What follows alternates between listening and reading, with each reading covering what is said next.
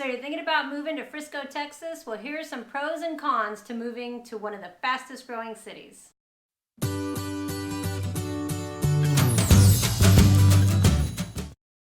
I'm Andy. And I'm Patrice. And welcome back to our channel. Today, we are getting a ton of questions, emails, texts, calls, and we absolutely love it. But one of the things is, what are kind of the pros and cons of living in Frisco, Texas? So today, we thought we'd kind of go over the video of what pros and cons are of living in this kind of fast-growing city. So what's it all about, right? Correct. If this is your first time on the channel, though, make sure to hit the subscribe button. We own a real estate team out here in the North Texas area, in North Dallas, and we specialize in Frisco, Plano, Prosper, Salina, McKinney, Allen. So anything, all things real estate related, make sure you hit that subscribe button if you're thinking about moving, as well as the bell so you're alerted every time we do some videos. But now let's get back to these pros and cons and all these questions. What kind of questions are we getting?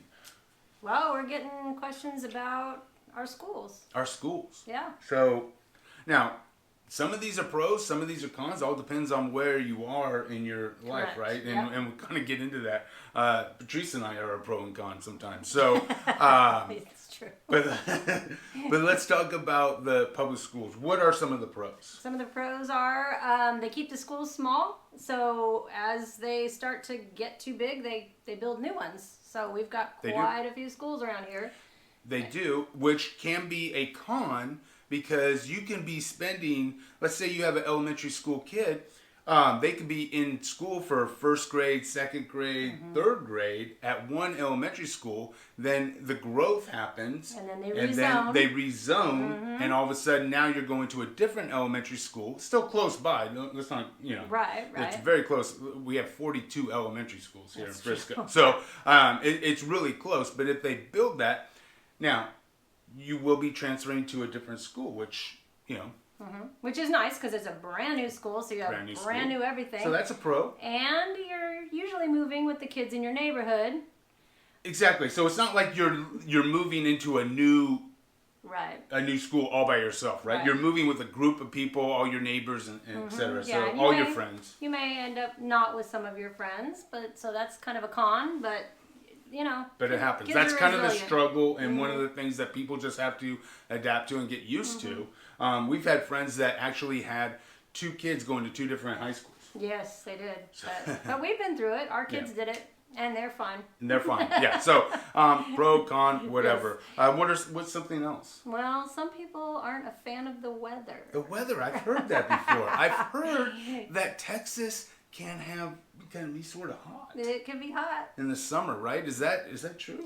It is true, and I think for you that's a con, but for me that's a pro since I'm cold all the time. Yeah, I have a love-hate relationship with the heat. Obviously, I'm not built like for the heat. So, I sweat when the AC's on, whereas Patrice is freezing if it's below 70. Oh, so the idea. Definitely. But I will say this about the weather. It's not as bad as you think, right? No. It will get up to 100, 103, 105 in that area. The issue is not that.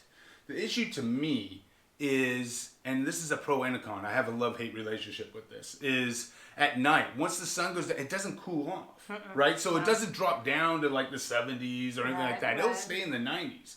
Now, if we're out and about and we're on the patio having some drinks or something, that is awesome. Because you could be in shorts, flip-flops, you're just chilling. That is a bonus, right? Yeah. The con is that, God forbid you want to go camping or something like that and you want a bonfire. I mean, it's hard to do some s'mores when it's 95 degrees at 10 o'clock. That's so true. That could be a con. But like I said, it all depends. The weather really isn't all that bad. We're pretty mild as far as the winters are concerned. Fall and spring are gorgeous and awesome. Yeah. And the summers, like I said, it'll get up there. But it's not as bad as everybody says. In fact, the hottest part of the year to me is that June, when all of a sudden it breaks from like 80, 85 to 95. That is like the hottest time for me because you're just not used to it. What are some of the other things? Well, we've got a lot of restaurants. We do have a lot of restaurants. But not a lot of like small mom and pop type restaurants, more chain restaurants. Yeah, not as much as I would like in Frisco, right? We have, we try to support local any chance we get. If you're following our channel at all, you know that we try to hit those spots and showcase those. But you do have kind of the chain restaurants. That's what Frisco's kind of known for, right? And if you don't like chicken tenders for the fast food environment, I mean, get used to it. There are tons of chicken tenders. Like, you would think that we're all like just eating kids' meals, as far as I'm concerned. But yeah, there are a ton of chain restaurants. You know, the Applebee's, the Chili's, the Olive Gardens of the world. So if you like that, cool. But there are some really neat mom and pop type restaurants that we found. So absolutely. So if you do like that, you know, hit us up. We'll make sure to get you a list of all the mom and pops that we recommend. So those are just a few of kind of the things that it's like pros and cons of living in Frisco. As we get more and more questions and answers and stuff, we'll be sure to do some more of these videos. So be on the lookout for that. But until the next time, I'm Andy. And I'm Patrice. Take care.